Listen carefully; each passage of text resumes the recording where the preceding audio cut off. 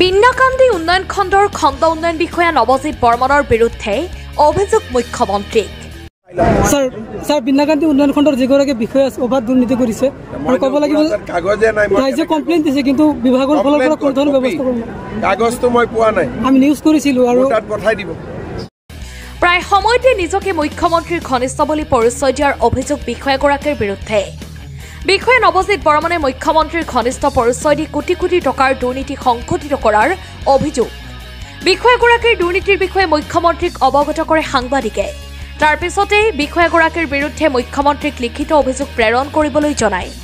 যদিও পূৰ্বে বিষয়াগৰাকীৰ বিৰুদ্ধে জিলায়ুক্তক দিয়া হৈছিল বিভিন্ন অভিযোগ, কিন্তু বিভাগীয় কৰ্তৃপক্ষই বিষয়াগৰাকীৰ বিৰুদ্ধে কোনো ধৰণৰ ব্যৱস্থা গ্ৰহণ নকৰাৰ অভিযোগ কৰে, যাৰ বাবে বিষয়াগৰাকীৰ বিৰুদ্ধে মুখ্যমন্ত্ৰীক দিয়ে লিখিত অভিযোগ। মুখ্যমন্ত্ৰীয়ে লিখিত অভিযোগ দিয়াৰ পিছত বিষয়াগৰাকীৰ বিৰুদ্ধে বিহিত ব্যৱস্থা গ্ৰহণ কৰাৰ আশ্বাস দিয়ে। ধন্যবাদ মাননীয় মুখ্যমন্ত্ৰী অসমৰ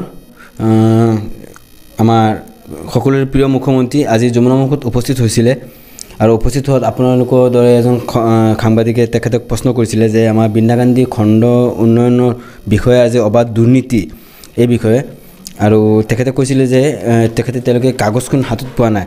হয়, আজি তেখেতক কাগজ দিয়া হৈছে, ইয়াৰ আগতো দিয়া হৈছিল, PNRDত দিয়া হৈছিল, এডিশ্যনেল ছেক্ৰেটাৰীক দিয়া হৈছিল, ছেক্ৰেটাৰীকো দিয়া হৈছিল, আকৌ DC হুজাইকো দিয়া হৈছিল, এতিয়া তেখেতকো দিয়া হৈছে। আৰু মই আশাবাদী যে ইয়াৰ কিবা এটা ফল পাম, কাৰণ ইয়াত অলৰেডি আমি যেতিয়া যোৱাবাৰ RTI মাৰি পেলাই আমি RTIৰ ভিত্তিত যি ইনভেষ্টিগেশ্যন হৈছিলে সেই ভিত্তিত আমি চব ৰিপৰ্ট পাইছোঁ, আৰু সেই ভিত্তিত ৰিপৰ্ট মতে এই ৰিপৰ্টখিনি জমাও হৈছে। যেতিয়া আমি CO অফিচত খবৰ কৰিছোঁ, তেখেতে ক'লে যে আমি ৰিপৰ্টখিনি কমিশ্যনলৈ পঠাই দিছোঁ। সেইটো কাৰণে যদি ৰিপৰ্টখিনি কমিশ্যনলৈ গৈছে, আমি আশাবাদী, আৰু মাননীয় মুখ্যমন্ত্ৰীয়ে যেনেকৈ আশ্বাস দিছে সেইমতেও আমি আশাবাদী যে ইয়াৰ তেওঁ কিবা ব্যৱস্থা ল'ব আৰু দুৰ্নীতিগ্ৰস্ত বিষয়াৰ ওপৰত কঠোৰ কিবা শাস্তি প্ৰদান কৰে। হয়, তেওঁ নিজকে মুখ্যমন্ত্ৰী ঘনিষ্ঠ বুলি দামালি মাৰি থাকে।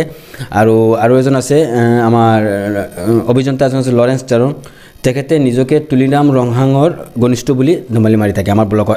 এই দুজনৰ অবাধ দুৰ্নীতিয়ে যি ব্লকত যি ধৰণৰ কোনো ধৰণৰ এছেট ক্ৰিয়েট নকৰাকৈ, কোনো ধৰণৰ এছেট নোহোৱাকৈ এনেকৈ স্কিম হেঁতে SG প্লাই চেণ্ড গ্ৰেভেল কোনো ধৰণৰ চেণ্ড গ্ৰেভেল ৰাস্তাতে নাই, কেৱল মাত্ৰ নামতে স্কিম, কাগজে কলমে স্কিম, আৰু বাকী পইচাখিনি সিহঁতে কনষ্ট্ৰাকশ্যন কমিটিৰ জৰিয়তে, কনষ্ট্ৰাকশ্যন কমিটিৰ চেয়াৰমেনো ইভেন কি সিহঁতৰে তাকে 99% কনষ্ট্ৰাকশ্যন কমিটিৰ চেয়াৰমেন হ'ল দুজন, মাত্ৰ দুটা নামে আছে, চবকেইটা কামৰ কনষ্ট্ৰাকশ্যন কমিটিৰ চেয়াৰমেন।